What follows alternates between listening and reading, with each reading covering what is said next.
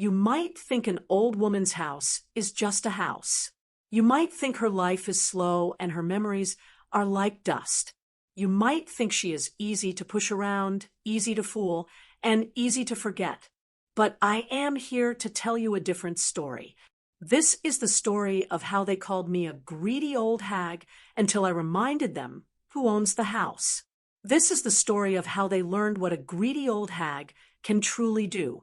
My son Martin and his wife, Melissa, threw my wedding album in the trash.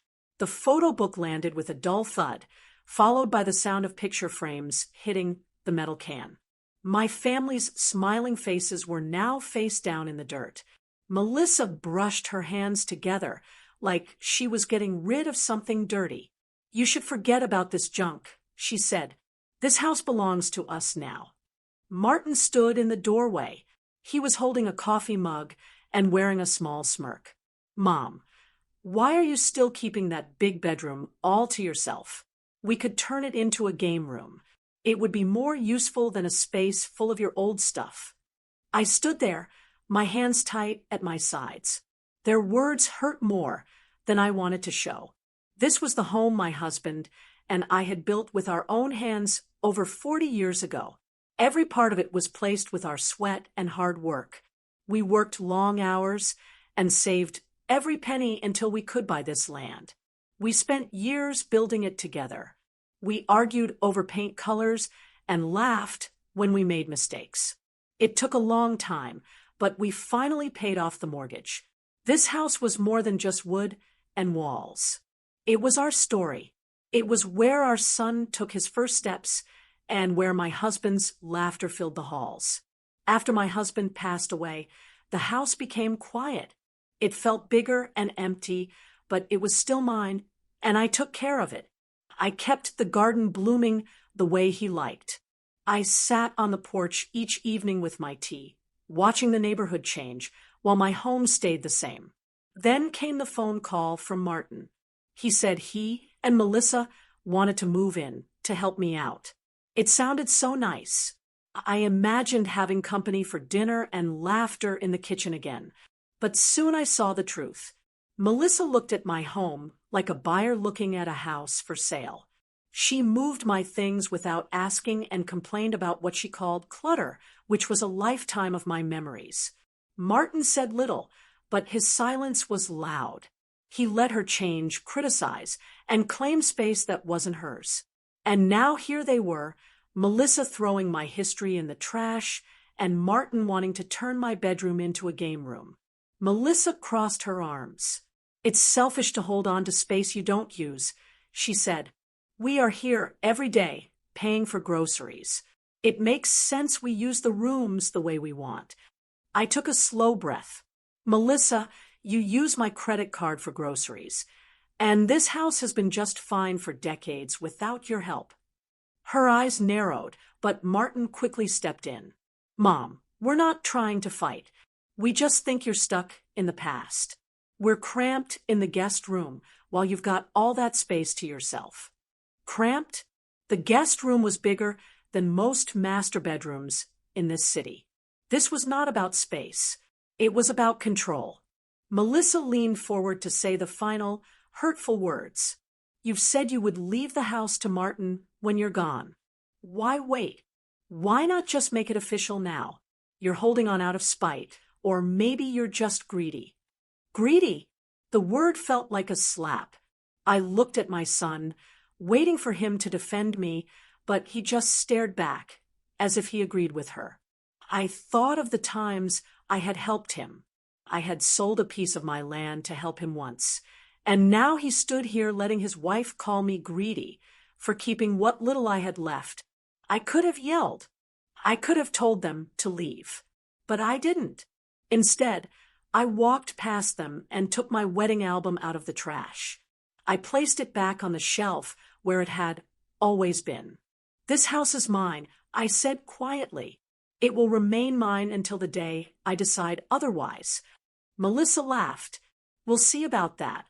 They left the room, their footsteps fading down the hall. I sat at my kitchen table, picked up my tea, and took a slow sip. They thought I was beaten. They thought my silence meant I would give up. Let them think that. If they wanted to see what a greedy old hag could do, I would show them. And they would never forget it. The story between us had already begun to crack years before.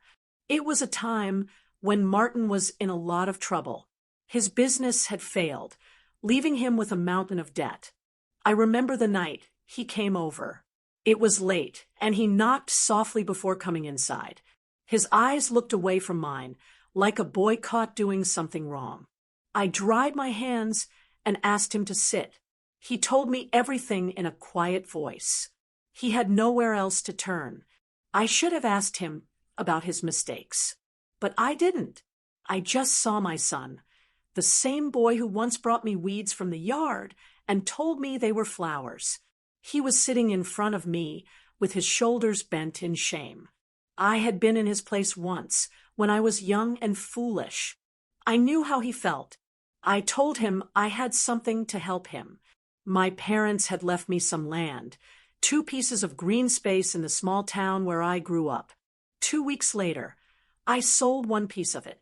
The money paid off all his debt and gave him a chance to start over. He hugged me that day like a man who had been drowning and was finally safe. He promised he would pay me back. He promised he would never forget what I had done. But time has a way of making people forget their promises. Years passed, and Martin's life got better. He married Melissa, a woman who seemed to only care about what she could get from people. She was nice to most people, but I could see how her eyes looked at my home during their first visit. She asked casual questions about what I planned to do with the house in the future. When Melissa became pregnant, they came over one Sunday afternoon. Melissa was glowing, and Martin wore that nervous smile he had when he wanted something. After lunch, he cleared his throat. "Mom, we've been thinking," he began, looking at his plate. "It would really help us if we could get into a bigger place before the baby comes." Melissa put her hand on her stomach. "The apartment is just too small. We've been looking at houses, but the down payments are insane." I listened, already knowing what they were going to ask for. Martin glanced at me and then kept going. "We remembered you still have that piece of land. If you sold it, you could easily help us buy a place. It would be a real blessing, Mom." I put my fork down. "That land is where my parents are buried." I said, "It's not just dirt to me, Martin. It's my history." Melissa gave a short laugh that was not friendly. "History is nice, but you can't live in history. This is about the future. Our future and your grandchild's future." I felt a little guilty, but I also remembered the first time I helped Martin by selling my land. I remembered how his relief quickly turned into expectation. I would not make the same mistake again. "I'm sorry," I said, my voice steady. "The land is not for sale." Melissa's smile disappeared. She leaned back in her chair, her eyes sharp. "So, you'd rather keep a field with a couple of gravestones than help your own family?" Martin looked at her, then at me. I could see his decision in his face. "I can't believe you," he said, "after everything you've done for me." I said, my voice quiet but firm, "Martin, I sold land to keep you from losing everything. I have opened my home to you whenever you've needed it. He cut me off. "Forget it. We'll figure it out ourselves." But his voice was not thankful. It was full of anger. From that day on, the way they looked at me changed.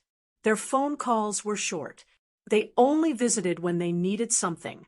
Melissa began to make little comments at family gatherings. Ariel's got her land and her house all to herself, she would say with a shrug, as if to say I was holding on to treasures they deserved. Martin never corrected her. They became the poor young couple, and I was the rich, stubborn old woman. It didn't matter to them that the land was sacred to me or that I had already helped Martin once. In their eyes, my refusal this time erased every kindness I had ever given. They began to see me not as a mother, but as a problem. And in their world, Problems had to be removed. Looking back, I can see that this was the turning point. This was when their desire for my house, my land, and my life's work stopped being a dream and became a plan. They stopped asking and started scheming. I knew they would try to get what they wanted. And when they did, I would remember every single insult. They taught me that being generous with the wrong people just invites them to be greedy. And greed, as they were about to learn, is a very dangerous thing to bring out in someone like me. The day they finally pushed me too far started out quiet. I left the house to get some groceries. I was gone for no more than an hour. When I came back, the first thing I noticed was the silence. It felt wrong, as if the house itself was holding its breath. I walked toward my bedroom, holding my bag of groceries. I stopped. The door to my room was different. A new, shiny, silver lock was on the door, where the old brass one used to be. I reached for it and found it was locked. My key, the one I had kept for decades, no longer fit. Before I could knock, I heard voices from the garage. I followed them and opened the door. The air inside smelled of dust, and the faint, sweet smell of my old hope chest. And there, all over the floor, was my life. My dresser was pushed against the wall next to the lawnmower. My nightstand's drawers were hanging open. My clothes were in piles. Even the quilt my mother had made for me was thrown over a stack of cardboard boxes. It was as if my whole life had been taken out and dumped in storage. Melissa was standing in the middle of it all, her phone in one hand. She didn't look up when she said, "Guests sleep in the garage. Guests who don't pay rent should leave altogether." I set the groceries down slowly. "Melissa," I said, keeping my voice calm, "this is my house. That was my room." She looked up at me. "Not anymore. You said we could live here, so we're making some changes. You don't use that big room. We could turn it into a home office or a studio. Anything is better than it sitting full of your old junk." Before I could answer, Martin walked in, holding a folded piece of paper. He didn't look at me right away. "Mom," he began, as if he had practiced what to say. "We've been talking. This arrangement isn't working. You're holding on to things that would be better for all of us if you let go." He held out the paper. "This is a transfer of ownership form. Just sign it, and everything will be easier. You'll still get to live here, but the house will be officially ours. That way, we can take care of it properly." I didn't take the paper. "No." His jaw tightened. "If you don't sign, then next week you'll be in a nursing home. At least there, someone will be willing to listen to you." The words hit me like cold water. It wasn't because I was afraid of a nursing home. I was no longer afraid of anything they could do. It was because of how easily my own son, my flesh and blood, could speak to me this way. "Martin," I said slowly, "your father and I built this house. We paid for it brick by brick, and you're standing here asking me to give it away like it's nothing." He stepped closer, the paper still held out. "I'm not asking, Mom. I'm telling you, if you want to make this easy, sign it. Otherwise—" Melissa cut in, her voice sounding falsely sweet. "Otherwise, we'll have to do things the hard way. And you don't want that, do you?" I looked at both of them, the woman who had married my son and wanted my home, and the son who had once cried in my arms when his business failed, and who I had helped with the land my parents left me. And here they were now, treating me like a stranger in my own life. I let the silence stretch. I bent down, picked up my grocery bag, and stood up without touching the paper. He held. "Enjoy the room," I said finally, my voice flat. "You've taken it, after all. But this house will never be yours." Melissa laughed softly, as if I were a child. "We'll see." Martin lowered the paper, but didn't put it away. His eyes lingered on me. I could see it on his face. He believed he had all the time in the world to make me give in. What he didn't know was that this was the moment I stopped being passive. This was the moment I decided that any patience I had for them was gone. I turned, walked back into the kitchen, and placed my groceries on the counter. My hands were steady, my breathing calm. But inside, something had changed. They thought they had me backed into a corner. They were wrong. And soon they were going to learn just how wrong they were. I didn't give them the satisfaction of a fight. I knew that was what they wanted, to see me shouting and angry, so they could twist the story later. Instead, I just nodded once, turned away, and went about my evening as if nothing had happened. But inside, the plan had already been made. That night, after the house became quiet, I sat at the small desk in the room they had given me. It was no longer the master bedroom, just the cramped space they thought was good enough for me. I pulled out my old address book, its pages worn soft from years of use. My fingers found the name, without having to look. Frank Miller. Frank had been my late husband's best friend. They had been in a war together. My husband had once saved Frank's life. They had stayed close after they both came home. I had sent Frank a Christmas card every year since my husband passed away. He always called me Ari, just like my husband used to. I picked up the phone and dialed the number. It rang twice before a warm, steady voice answered. Ari, well, I'll be damned. How are you, sweetheart? I swallowed, keeping my voice even. Frank, I'm fine, but I need to talk to you about something serious. I think you're the only one I can trust. There was no hesitation. You tell me when and where. The next afternoon, I met him at a small cafe. He looked older, with short silver hair and more lines around his eyes, but he still had a strong presence. His handshake was firm, and his gaze was direct. Over coffee, I told him everything. I didn't cry or make it more dramatic than it was. I just laid out the facts. I told him how Martin and Melissa had moved in, how they had slowly tried to take control, how they had locked me out of my own bedroom and put my belongings in the garage, and how Martin had given me a fake transfer form, threatening to send me to a nursing home if I didn't sign. By the time I finished, Frank's jaw was tight, and his eyes were like steel. Ari, he said slowly, you know I've done well for myself. I have property all over the state.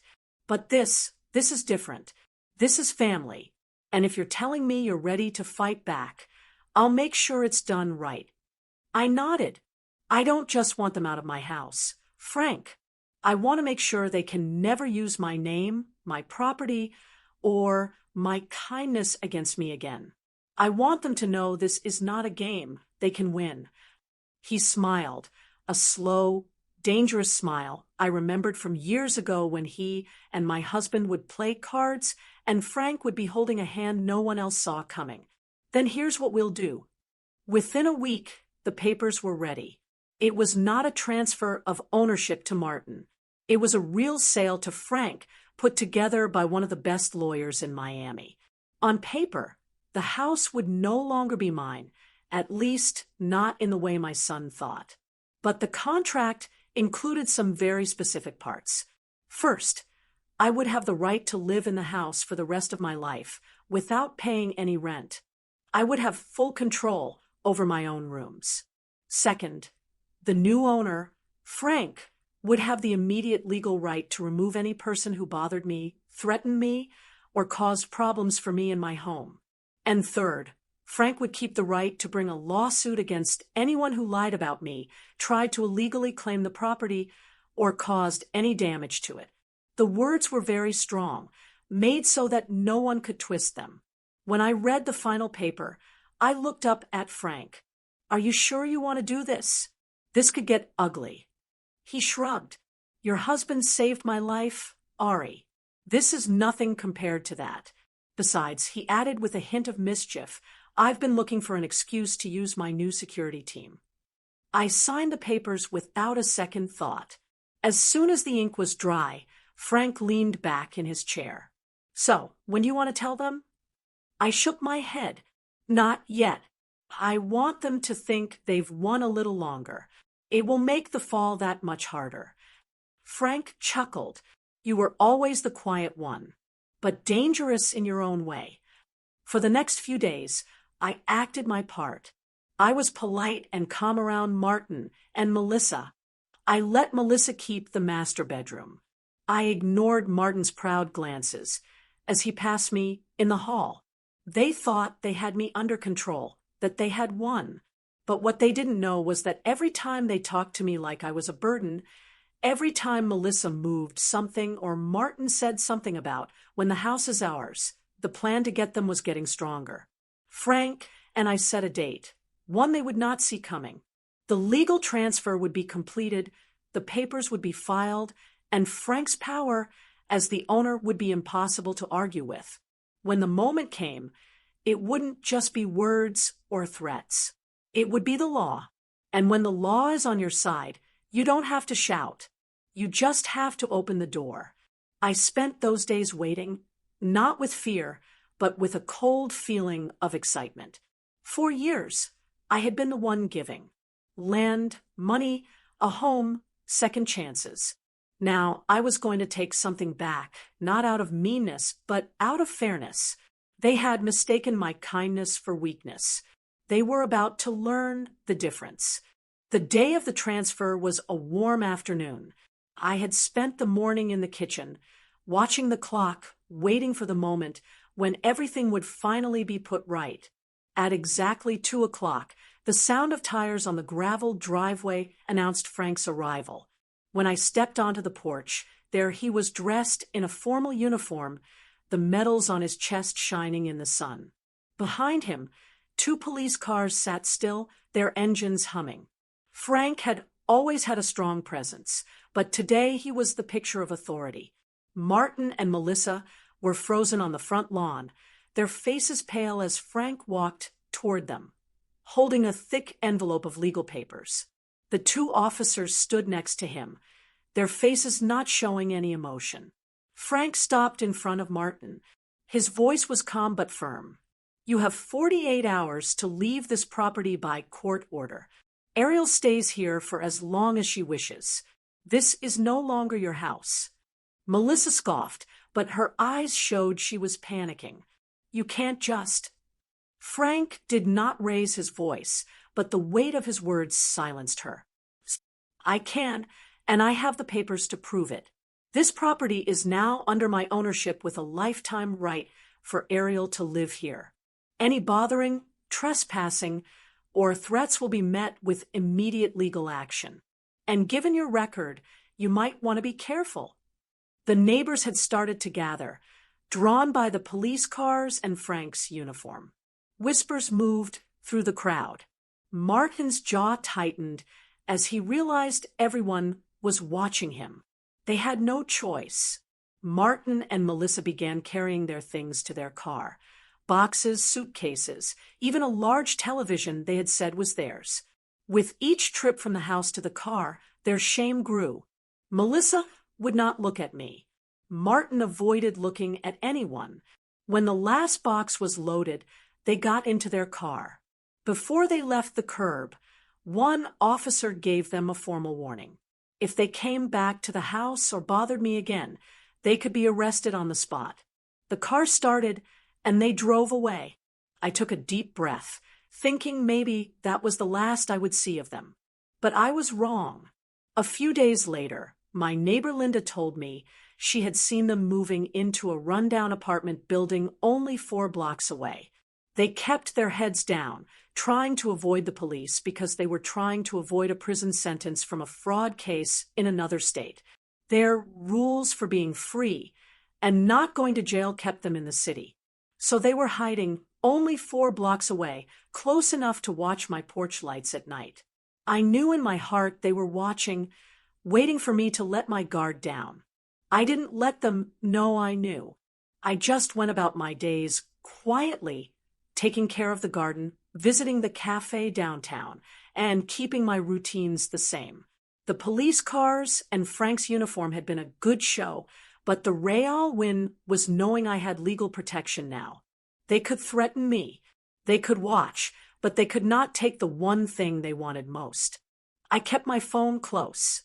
I put in a new security system that sent alerts directly to the police.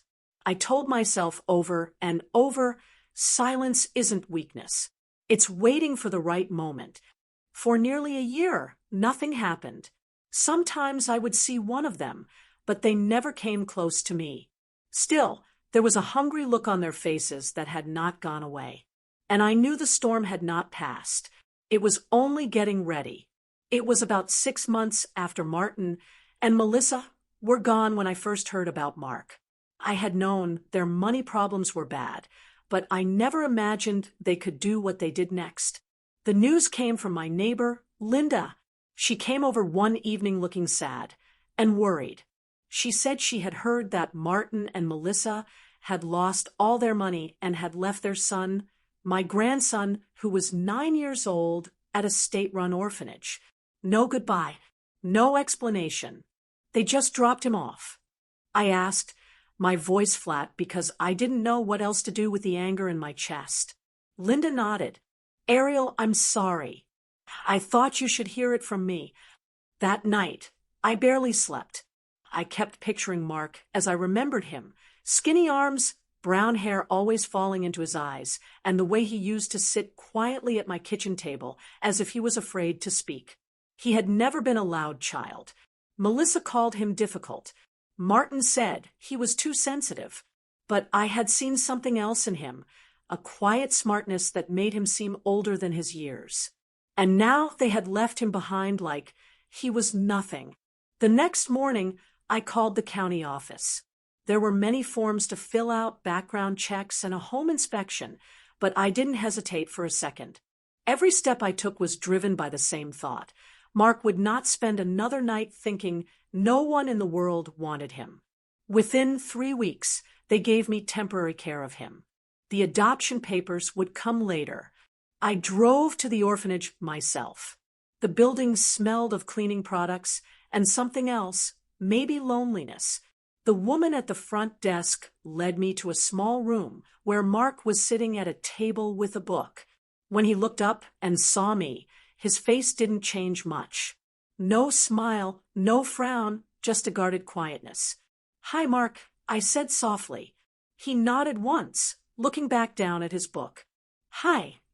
I wanted to hug him, to tell him everything was going to be different now, but I knew better than to rush. Instead, I sat across from him. I'm here to take you home, I said. My home. You'll have your own room, your own bed. No one will ever tell you that you don't belong there. His eyes lifted just a little. Why? The question was so small, but it broke my heart. I leaned forward. Because you're my grandson. Because I love you and because you deserve better than what you've been given. The drive back was quiet. He stared out the window most of the way. I didn't try to make conversation. I remembered what my husband used to say. That trust is like planting a seed. You can't make it grow by pulling on it. At home, I showed him his room. I also got a simple restraining order listing both Mark and me as people who could not be bothered. I updated the security system to tell the police directly if anything happened. The room wasn't big, but I had painted it a warm shade of blue and set up a strong wooden desk I had found at a second-hand store. On the nightstand sat a small lamp shaped like a lighthouse. It's for when the storms come, I told him, so you always have a light to follow. The first few weeks were careful ones. Mark was polite but distant. He ate what I made but never asked for more. He did his homework, but didn't show it to me unless I asked. At night, I sometimes heard him walking quietly in his room, as if he couldn't get comfortable. So, I started with stories. Not lessons or questions, just stories. Over dinner, I told him about his grandfather.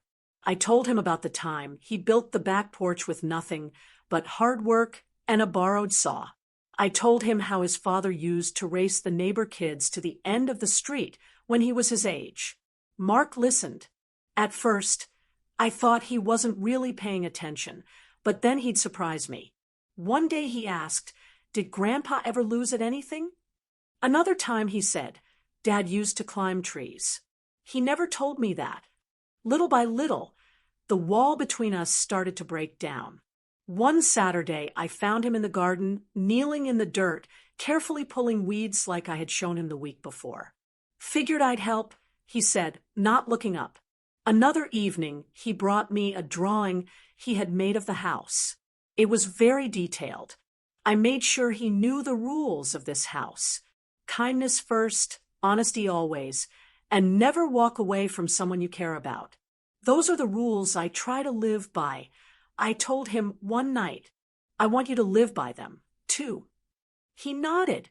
By the time summer came, he had started to smile more.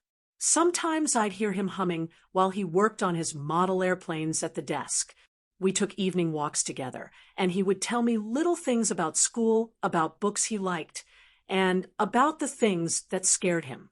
I never once spoke badly about Martin or Melissa to him. I didn't need to. He already knew what kind of people they were.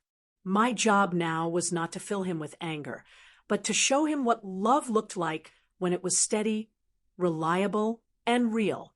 And for the first time in a long while, this house, my house, felt alive again. Not because it was full of noise or crowded with people, but because the person living here with me finally understood that it was a place where he belonged. 1 year to the week since Martin and Melissa were forced out, we were celebrating Mark's 10th birthday. It was the first one he had in a home that felt like his. It was a small celebration, just the two of us. The kitchen was warm with the smell of chocolate cake. 10 candles flickered in front of him, their flames shining in his eyes. He leaned forward, blew them all out in one breath, and smiled. Really smiled. That alone was worth everything I had done. We were cutting into the cake when a sound broke the moment. Pounding on the front door. Heavy, frantic, and never-ending. I froze for a second, then set my fork down. "Stay here," I told Mark. "Don't move from this table, no matter what." He nodded, sensing the change in my voice. I walked to the door slowly. In the pit of my stomach, I already knew who it was. When I opened the door, the porch light showed 2 figures from my past. The past I had hoped would stay buried. Martin and Melissa.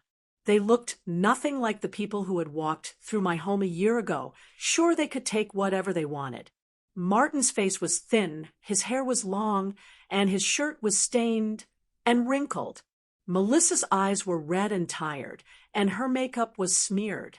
The smell of old alcohol and cigarettes was on both of them. Martin tried to force a smile. "Mom, we need to talk." I stayed in the doorway, blocking their view of the kitchen. "What do you want?" Melissa's voice was sharp with a desperate edge. "We've lost everything. The place we were staying kicked us out. We need a place to stay. And money." I shook my head. "No." Her eyes narrowed. "If you don't help us, you'll be sorry." Martin's face became hard. "This isn't a request. We're broke, Mom. And you have more than enough. You're going to help us." "I'm not," I said evenly. "Leave." For a moment, silence hung between us. Then Martin's jaw tightened, and he reached into his jacket. The sound of a folding knife locking into place cut through the night. "You're going to give me the money," he said, his voice low and dangerous. "Or you're going to die right here on your porch." Melissa stepped closer, her hands shaking. "Don't make this harder than it needs to be, Ariel." I didn't move back, but I kept my body angled so they couldn't see past me. "You think threatening me will get you what you want? That's not how this ends." Martin took a step forward. "I'm not leaving without it." That was when I heard it. The soft creak of the kitchen floorboard behind me. Mark. But he didn't come into view. Instead, I heard the quiet, clear beeps of numbers being dialed. "My parents are threatening to kill my grandmother," I heard him say into the phone, his voice steady. Please send officers right away." Melissa's eyes looked toward the sound. She understood too late. In the distance, sirens began to wail, getting louder with each passing second. Martin's grip on the knife tightened. "You called the cops?" I allowed myself a very small smile. No, Mark did. For the first time, I saw something change in Martin's eyes.